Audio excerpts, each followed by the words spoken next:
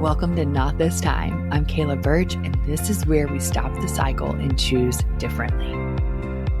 You know those times when you're really moving forward with momentum, but you get pulled back by something that's silent, it's almost invisible, but it's like this string that you can't freaking break, and you keep going back into the same patterns that you had before. And maybe there's another time where you don't go to those patterns and you actually get to say, you notice it and then you decide not this time.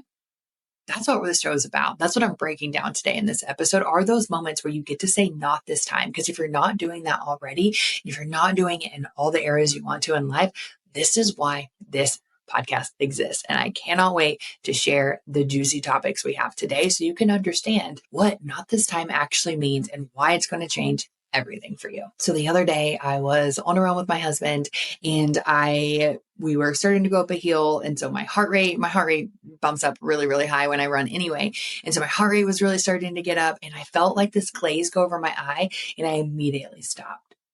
I slowed down and I got really scared. And I had this glimpse of an awareness that this isn't about what's happening right now to me. This is about what's happened to me in my past. I want to break this down a little bit because this happens to us in so many different ways and we don't notice. And so as I was having this glazed look, because it immediately went away and I was running and I pulled back, but I realized that I was so scared that I was going to pass out. Now, some people might have that fear, but I used to pass out all the time. I was really, really, really sick when I was in my early adulthood. After I had my first daughter, I was super sick. I passed out all the time in public places. I'd wake up and there'd be crowds around me. And it was embarrassing. It wasn't just embarrassing. I just felt so powerless. I couldn't actually just live my life and be free because this was happening to me constantly. I couldn't be left alone with my daughter without having someone there to watch both of us. And so I felt very trapped. I felt very constricted and I was always worried. I was always worried that I was going to pass out. It's happened to me at a grocery store and I just wake up and everyone's around and they're panicking. My husband was with me. Of course, he had to drive me there. I couldn't drive. This is really important to recognize about how this was so deeply rooted in me. The first sign of what I felt like I might have passed out, which I was nowhere near passing out. That's what's really important to recognize, that I was in no danger. But my mind and my body immediately went to that. And I went to this space of being safe, being comfortable, not allowing myself to experience that again, because I was so scared of that being my reality once again. And I had to tell myself, that's not happening to me right now. I'm not sick. I am perfectly healthy. That is not the version of me. My body might have recognized it at that. Right? The body keeps score. So it may have noticed and recognized that feeling and then immediately shut down, but not this time. This time I can keep running. I can do that this time. I have that freedom. I have that ability. And so that's just a small moment. That's just one of those moments we don't even recognize. It's so easy in that moment to play it safe, to sugarcoat it and not actually dissect and understand why you felt resistance. It's so easy because I could have easily said, oh no, it's for my safety. I started to it felt like, it felt like I was pushing myself too hard or I was about to black out. But what it really was that I was scared. I was remembering something that happened to me in the past, something that was absolutely not happening to me in the present moment. And so that right there was a super quick, not this time moment. And these not this time moments are so profound. They are so life-changing when we actually allow them to be present in our lives, because this can show up in our relationships with others, in our conversations with others. It shows up when we start to give up on ourselves and we say, not this time. I don't actually live that pattern anymore. This is about noticing your patterns. And then what do we do with that pattern? I know dang good and well, you listening to this, you know of a pattern that you want to break. We all have them. It doesn't matter how long you've been on the journey. There's a pattern that you want to get rid of. And so how do we do it? Well, first of all, you already know we have to start with awareness. We actually have to get aware of our patterns. So we have to see them clearly. We have to see why we're attaching to them. We have to see why they're so present and why we need them in our life. And so when you think about the pattern of me running, which again is a super simple, mundane pattern, it's not even like a habitual pattern that disrupts my everyday life. But we're going to use that as an example because when you think about that, and we think about like that payoff of slowing down, well, the payoff that I received was that I felt safer, that I felt healthier, that I wasn't going to have to experience passing out on the ground and waking up to a crowd of people around me. So that was my payoff. It was safety.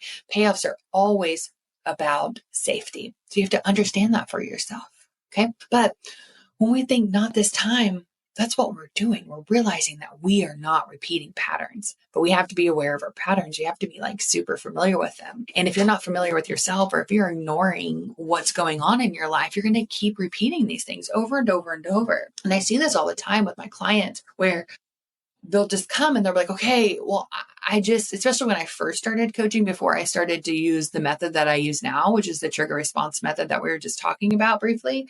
Before this method was implemented, my clients would really spin. They would have a lot of awareness, but they would keep making the same patterns, the same choices over and over and over and over, because they weren't breaking the pattern. They weren't saying, not this time. They weren't hitting that choice point where they say, I'm going to do and choose something differently. I'm going to recognize that whatever it is I'm scared of isn't happening to me now. And I don't have to bring that into my current reality. So those are those moments that they're so subtle. So we think we know what we're going to be doing. We think we know what we want, but we keep repeating those same patterns and behaviors. So why do we do that?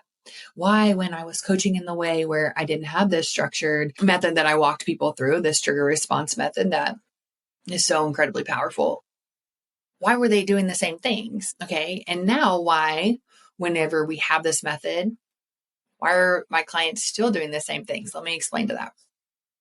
What I mean by that is they're still doing the same things, but they're recognizing that it's a pattern that they have to break. So before there was frustration. So before there would be a pattern and there would be a commitment and the commitment would be broken to self and they wouldn't do the things that they said they were going to do. And it caused frustration. They were like, why do I keep doing this? I know better. We're talking about this. Like, why? And it caused so much frustration. That's where a lot of people stay. And that's where a lot of people in the self-help space stay, in the spiritual space. Like, we stay in this space of just freaking frustration. And so what's the difference now? You just heard me say like, well, my clients will keep repeating the same patterns.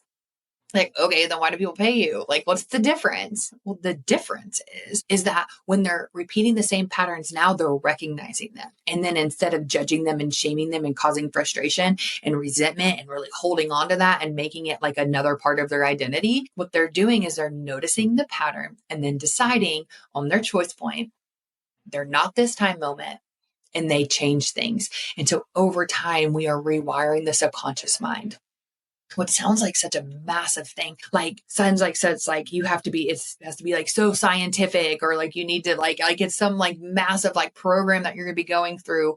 But the way that we rewire our subconscious mind is through repetitive action, and repetitive action doesn't mean perfection. It doesn't mean that we have to have this pattern go a certain way every single time, the exact same way, or it doesn't work. That's not what we're talking about. What it means is that there's a choice and a disruptor to create a new pathway, period. That's it. It's pretty simple. And so that's the difference. And that's the difference you're likely looking for. Because I can almost guarantee if you do some reflection right now and you look back and you think, okay, the last time I tried to make a change or I had a habit and it didn't go well, what did I do? I've been frustrated with myself. And I'm like, why are you like this? Why do we keep doing this? Like, what's the problem? We looked for a problem to solve. And that is a freaking shiny carrot. Because when we're always looking for a problem to solve, our brain feels good. Like, it's like, yes. And if there's not a problem there, guess what we're going to do? We're going to create one. Like, yeah, I'm going to make a problem where there's not a problem. Of course, I'm going to do that. The brain needs something to do. So we'll find something to do. It's going to chase the shiny carrot. It looks good. It looks yummy. So it's going to create a problem. That's when you get to realize, I don't have to have a problem. I don't need to be a problem to solve. I just need awareness to notice a pattern and to make another change. It doesn't have to be a problem. You don't have to live in that resentment and that frustration that you have with yourself, because that is the biggest disruptor. That is the absolute biggest disruptor. So one of the analogies I like to use, that I like to put a disclaimer on it. I'm not saying don't feed stray dogs. I'm just saying it's a saying. And it's don't feed the stray dog. It's going to stay around. The dog will now think it's home. because you're feeding it, that's exactly what you're doing with your thoughts. So these less than desirable thoughts, this frustration, this anger, this like need to always change and feel bad about yourself and better yourself in a negative way, like where we're looking at it, you're bettering yourself because you're not good enough right now. What you're doing is you're feeding that dog, and that dog stays and stays and stays. And that's the reality. Now that's home. The home is you don't like yourself. Home is that you beat yourself up. Home is that you never believe in yourself. Home is all of these negative patterns, these negative thought cycles that you're in, and these negative behaviors, because you're going to notice them. You're going to notice these thoughts, and you're going to make them your reality. You're going to confirm that into your reality every single freaking time. Now, if we don't feed it, if we don't give it what it's looking for, which is that food, it's going to move on. So those thoughts don't become our belief systems. They don't become our paradigms that we live out of. So again, don't come at me for that analogy. I'm not telling you not to feed a dog. I'm just using it, right? So we'll keep it that. We'll keep it there. But don't feed it. Don't give it momentum. Don't let it make its home. Don't let these beliefs and these thought patterns be home to you.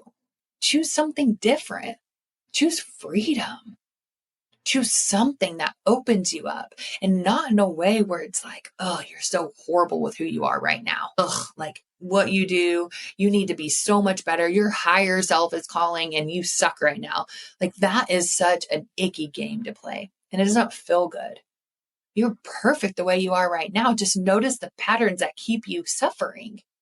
And as you know, suffering isn't just like you're in a ball in a corner. It just means that there's a disruption of your peace. It's less than desirable. Like you're not feeling as good as you can. Your connections aren't as strong. You're not connected to yourself. You're not listening to your own intuition. You're only listening to your terrible, terrible thought cycles that are incredibly disruptive. And it feels so much good to go down the cycle of the negativity because it's known and it's familiar and it's normalized.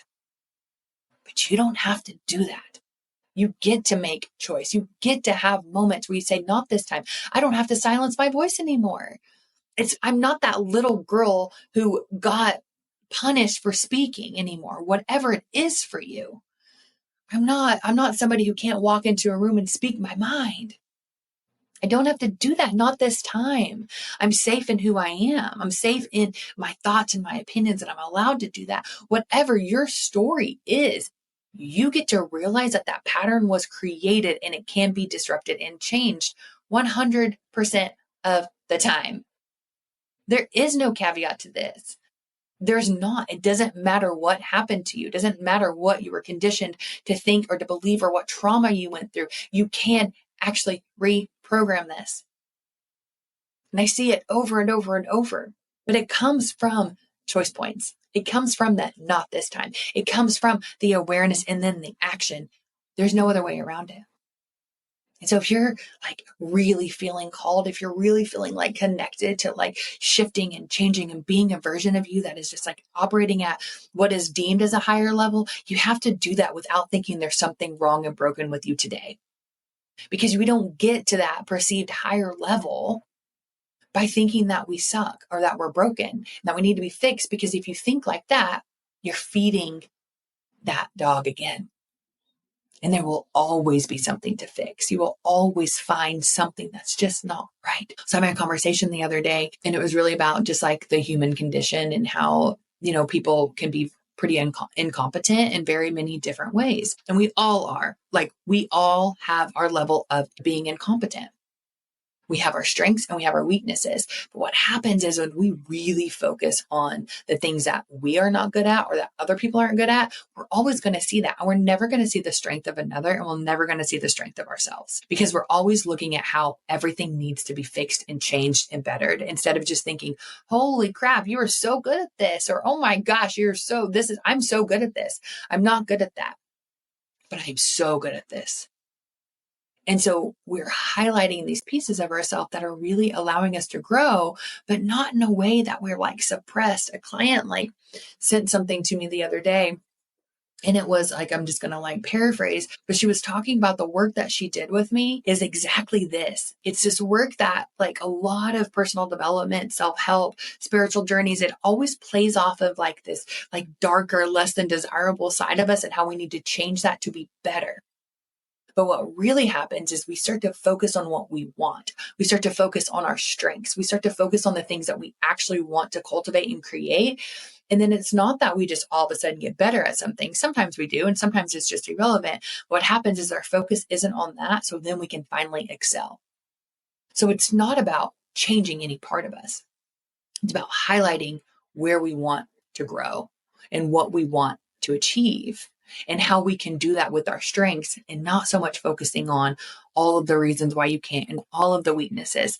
And so all of this comes together because when you start to notice the pattern of just degrading yourself and downgrading what you think and how like you just think that you're just kind of a terrible person right now, when you start to notice that, your life starts to change. When you start to make a different choice, when you start to believe that you actually can, when you shift that perspective, you start to take a different path. That's where your power is. That's where it lies. That's when things really start to pick up. And it feels so good. And that's the work that you're doing right now. That's why you're here. So that client experience, it wasn't like this one thing that we changed about her. It was how we stopped focusing on the one thing she thought she needed to change and started focusing on what was really, really happening and what was really, really, really felt good and aligned for her. And then boom, everything started rolling. All the momentum, the fear started to dissipate, and they weren't as strong. So that doesn't mean like, oh my gosh, I'm going to think about how great I am and then everything works out. This is not toxic positivity, and this is not mantraing your way into manifesting your life's goal. That's not what we're talking about either. It's I can focus on what I'm good at, and that becomes so true and real to me that I stop looking for all of the reasons why I can't. There's such a huge difference. And the power becomes in that. And then you have more capacity to deal with the negative thought spirals, the things that pull you back, the things that are a little more uncomfortable and less desirable. That is opening up for you to be able to do the work to move through the triggers, to be able to do the work to rewire the thoughts and the beliefs and the attachment to the thoughts and the beliefs. It is that absolutely powerful. So those are some not this time moments. I want to hear your not this time moment. This whole podcast is going to be centered around different aspects like this. We're going to be going deep, deep, deep into the internal world, and we're going to look at the awareness part of it. And then we're going to look at what we need to do to shift it. That is what we're talking about. And I want to hear yours. What was your not this time moment this week? Where did you get challenged? Where do you want to celebrate? Whatever that is, I want to hear from you. So drop it below, send it in, email it in, whatever you want to do, whatever feels aligned and feels comfortable for you. I want to hear from you. So I will see you next week.